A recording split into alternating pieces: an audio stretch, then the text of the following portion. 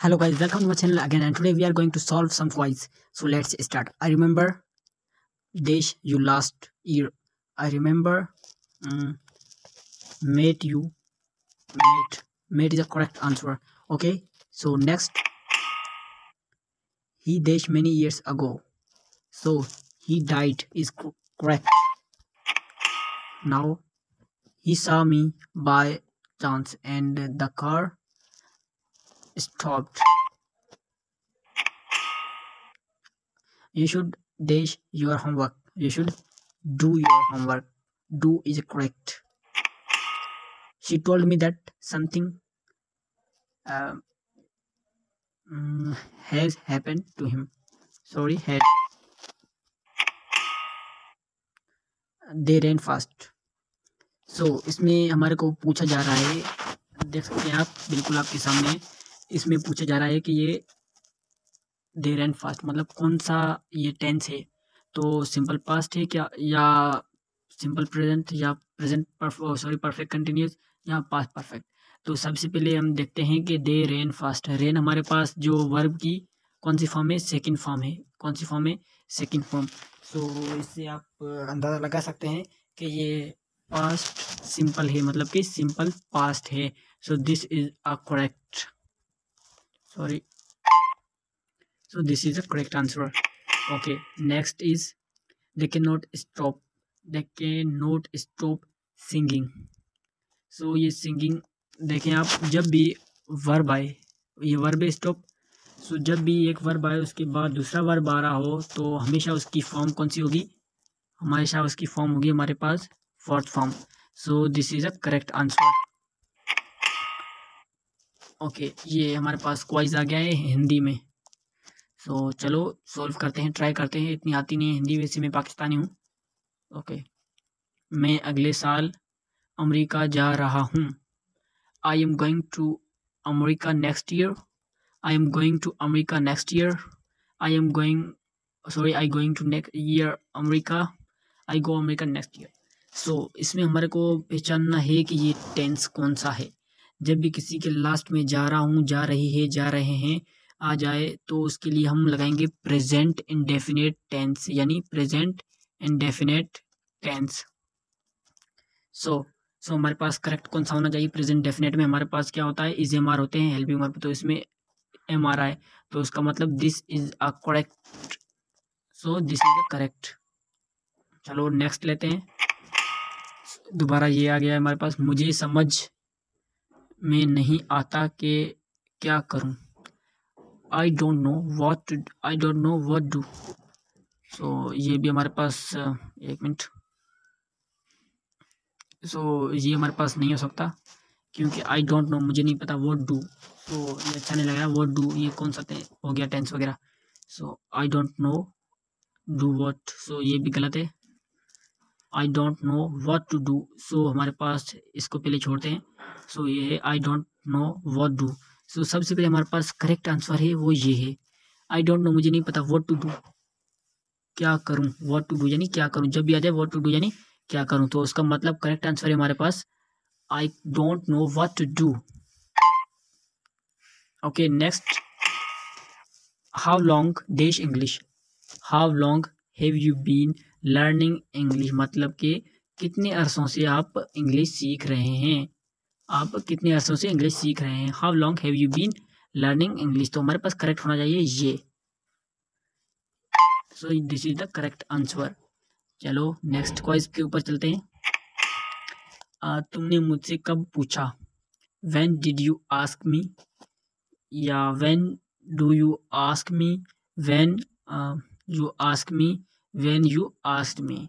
सो इसमें हमारे पास क्या कर रहा है, सवाल कि तुमने मुझसे क्या पूछा। तो पूछा सही, सब्जेक्ट ने कोई काम किया, मतलब ये पास्ट का है। सो पास्ट में हमारे पास हेल्पिंग वर्ब होते हैं, वो होते हैं डिड। सिर्फ एक ही होता है, वो होता है डिड। तो इसके लिए सब में डिड नहीं है, मतलब कि सारे गलत हैं। तो करेक्ट हमारे पास ये है। अगर अभी तक आपने हमारा चैनल सब्सक्राइब नहीं किया तो प्लीज़ जल्द से जल्द कर दें। सो ओके नेक्स्ट क्वेश्चन पे चलते हैं। सो इससे पहले हम सॉल्व कर लेते हैं। When do you ask me, when did you. I get up at o'clock in the morning on the morning. So ये कन्फ्यूजन, मुझे भी इसमें कन्फ्यूजन हो रही है। So I get up 8 o'clock in the morning हो सकता है, या ये हो सकता है। तो सबसे पहले हम, चलो ये है मेरे ख्याल से, अकॉर्डिंग टू मी ये है। तो ओके चलते हैं। ओके राइट, सही, बिल्कुल हमने सही सोचा, वही है। She always goes to bed early. She always, वो हमेशा, सबसे पहले हमारे को और कुछ नहीं देखना कि ये टेंस कौन सा है। जैसे she always goes to bed early, so हमेशा याद रखें ईएस या आईईएस या एस का इजाफा किस में होता है, हमारे पास प्रेजेंट इंडेफिनिट में होता है। प्रेजेंट इंडेफिनिट को हम सिंपल प्रेजेंट भी बोलते हैं। तो इसमें सिंपल प्रेजेंट हमारे पास ये बनेगा। तो इसका मतलब this one is 100% correct. So next example है, आई कम फ्रॉम इंग्लैंड, या आई कम एट इंग्लैंड, या आई कम टू इंग्लैंड, या आई कम बियॉन्ड इंग्लैंड। तो इसमें पूछ रहा है कि मैं देश से आता हूँ, देश मैं कहाँ से आता हूँ, इंग्लैंड से। तो from is a correct. Okay, अगर ये रॉन्ग आएगा तो उसके लिए हम, हमारे पास जो ये हो जाएगा, रेड हो जाएंगे, या कोई और कलर चेंज कर देगा। फॉर एग्जाम्पल कोई भी ग्रीन के अलावा कोई और कलर आ जाएगा, उसका मतलब रॉन्ग है, और ये हार्ट नहीं आएंगे। सही है। सो चलो नेक्स्ट क्वाइज पे चलते हैं। वो कहाँ जा रहा है, तो इसमें आप दोबारा देख सकते हैं, जा रहा है मतलब कि प्रेजेंट कंटिन्यूअस टेंस है। तो प्रेजेंट कंटिन्यूअस के टेंस के हेल्पिंग वर्ब क्या होते हैं और किसके बारे में बात कर रहे हैं। वो कहाँ जा रहा है, where is he going is one is correct. ये हमारे पास करेक्ट है, क्योंकि वेयर के बाद हमेशा WH फैमिली होती है, उसके बाद हमेशा क्या आता है, हेल्पिंग वर्ब आते हैं। तो हेल्पिंग वर्ब हमारे पास प्रेजेंट कंटिन्यूअस का क्या है, इज MR, जहाँ ज़रूरत हो, according to subject. So where is he going, ये कहाँ जा रहा है या वो कहाँ जा रहा है। So where is he, sorry गलती से ये ऊपर वाला था, ये where is he going, so गलती से दब गया। मैंने आपको बता चुका था कि ये सही है। चलो आपको पता चल गया कौन सा सही है। हमारा मकसद है आपको समझाना, तो मैंने आपको ये बताया था, पर गलती से ये गलती से ये दब गया। ओके, क्लिक हो गया गलती से। नेक्स्ट, आई देश हिम यस्टरडे।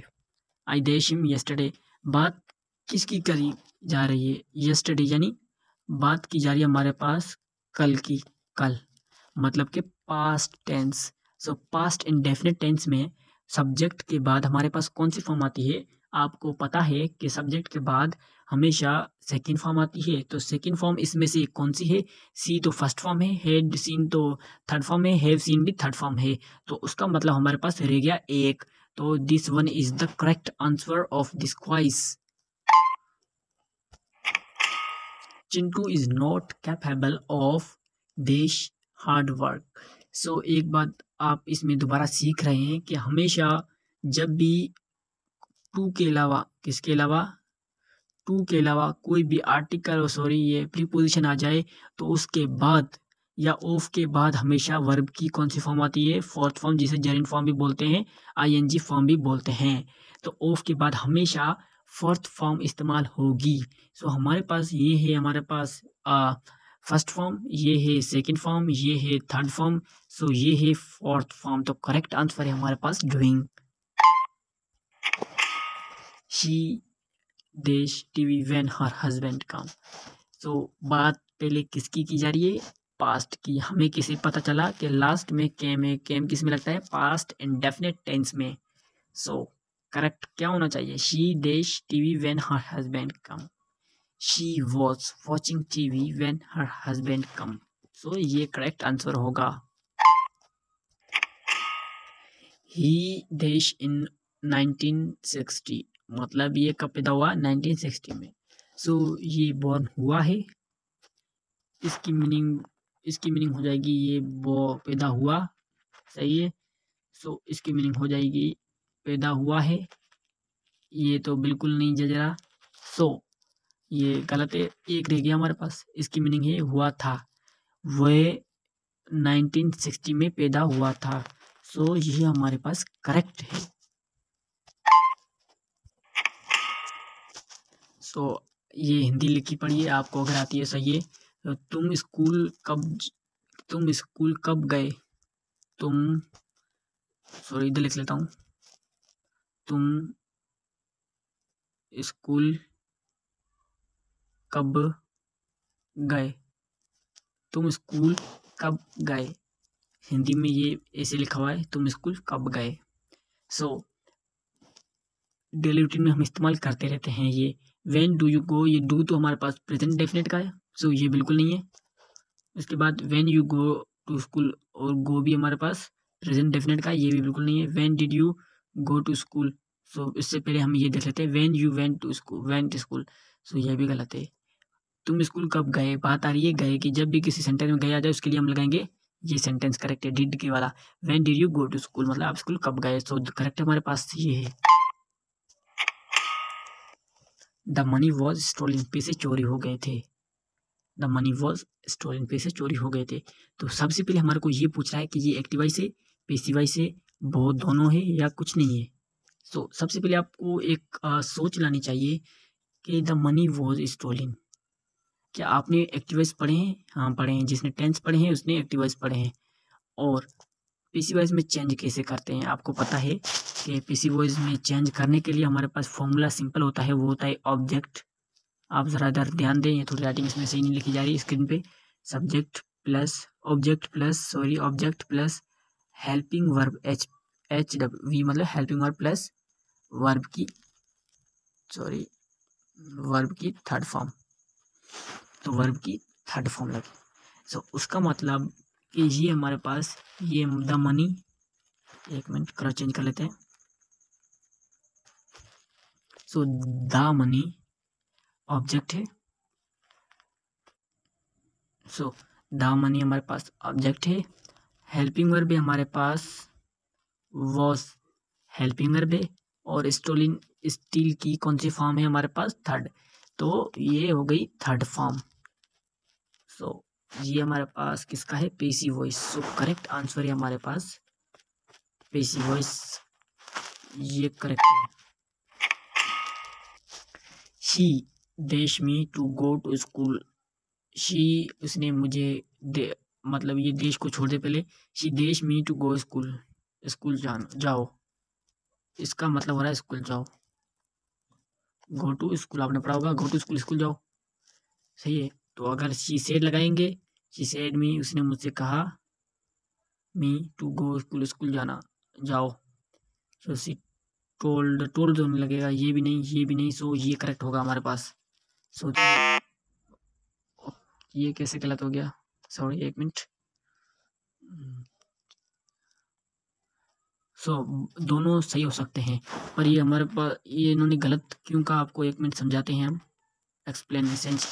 सो वो गाइस देख सकते हैं जो क्वाइज है उन्होंने अपने हिसाब से बनाया है कि दोनों में से कोई एक सिलेक्ट करना है। जो इन्होंने ये सेड वाला इन्होंने खुद से रखा था, ओके ओ सॉरी, ये टोल्ड वाला इन्होंने खुद से रखा हुआ था कि ये करेक्ट होना है, ये भी करेक्ट है अकॉर्डिंग टू सेंस। अगर ग्रामर के हिसाब से देखेंगे तो ये भी सही है। इसका मीनिंग क्या बनेगी, शी सेड उसने मुझसे कहा, सही है, उसने मुझसे कहा स्कूल जाओ। सो इसकी मीनिंग क्या हो रही है, उसने मुझे बताया, तो बात एक ही है, कहा या बताया, बात एक ही है, एक ही मुँह से बताएगी बात है। So both are correct, but इन्होंने अपने हिसाब से जो दिया है कि ये करेक्ट है तो करेक्ट है, वैसे दोनों सही है। Okay, she cut her finger while she does cutting vegetables, she was, my uncle has invested a lot of money into farming, on farming for farming। so इसमें बहुत कंफ्यूजन है। my uncle has invested a lot of money मतलब कि मेरे चाचा ने बहुत से पैसे खर्च कर दिए हैं किसमें, इन फार्मिंग करेक्ट होगा, मतलब कि खेती बाड़ी में, फार्मिंग का मतलब है खेती बाड़ी। सो करेक्ट हमारे पास है इन farming. I shall visit the book fair tomorrow, मैं कल बुकों किताबों का मेला घूमूंगा। सो ये कौन सा है? Simple future tense. Rahul Kolkata में रहता है। राहुल, सो इसमें भी ये बहुत काम की चीज़ है। Rahul, so Rahul live in at Kolkata. Rahul lives in Kolkata. Rahul living to Kolkata. Rahul living in Kolkata. So सारों की मीनिंग अगर सेंस लें तो सब सही है, पर हमारे पास जो करेक्ट आंसर होना चाहिए वो थोड़ा डिफरेंस होना चाहिए। जैसे हमेशा याद रखें कि ही शी इट नेम, यानी कोई भी नाम हो, ही शी इट नेम हो और प्रेजेंट का टेंस हो, सो इसमें क्या इस्तेमाल होगा हम बता चुके हैं, या S E S I S. So ये करेक्ट है हमारे पास, सॉरी ये करेक्ट है। Rahul lives in Kolkata. और एक दूसरी बात, ये इन क्यों लगा, एट भी लग सकता था। सो कोई भी चीज़ हम बड़ी जगह के लिए बात करते हैं, बड़ी जैसे प्रोविंस हो गया, बड़ा कंट्री हो गया, बड़ी सिटी हो गई, सो उसके लिए हम इन इस्तेमाल करते हैं। वरना ये भी सही है सेंटेंस अकॉर्डिंग टू सेंस। अगर ये कोलकाता ना होता, उसकी जगह कोई और होता, जैसे टाउन होता तो भी सही हो जाता, पर ये करेक्ट है तो उसके लिए ये लगाएंगे। ओके, सो आई होप कि आपको ये वीडियो पसंद आई होगी। अगर पसंद आई हो तो प्लीज़ चैनल को लाइक करो, सब्सक्राइब करो और एक प्यारा सा कमेंट कर दो और बेल आइकन को दबाना ना भूलें, ताकि रोज़ आने वाली नोटिफिकेशन आपको बिल्कुल टाइम पर मिल जाए। और इंतज़ार करें अगला मैसेज और अगला वीडियो के लिए प्लीज़।